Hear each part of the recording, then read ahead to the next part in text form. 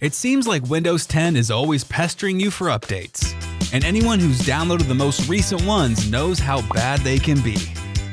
If Microsoft keeps rushing these patches out, it means even more glitches across the board for users. But you don't have to deal with buggy updates if you don't want to. There's actually a way to roll Windows 10 back to an older version, and it can be done without any extra tools or downloads. We'll show you how to make your PC stable again.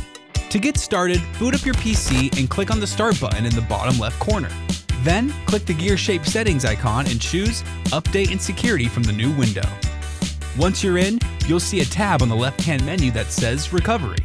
Find the section labeled Go Back to the Previous Version of Windows 10 and click on Get Started below. Follow the on-screen instructions and you'll be rolling your PC back to the last stable version of Windows. This process can take a few minutes, so grab a snack and be patient while your system works. When everything is done, you'll see that all your personal files and photos are still like they were. Only the stuff under the hood is back to an older version, so you won't notice the difference while you're using your computer.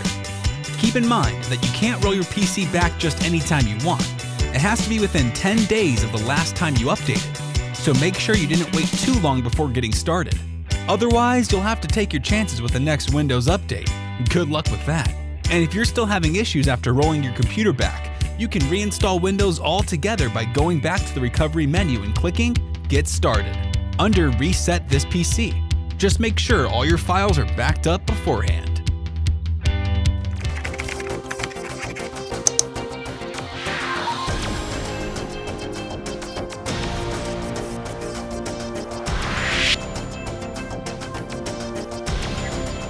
Hey, thanks for watching. Now a few things. Don't forget to click the like button and also subscribe to our YouTube channel. And for more digital know-how, check out all these other great links.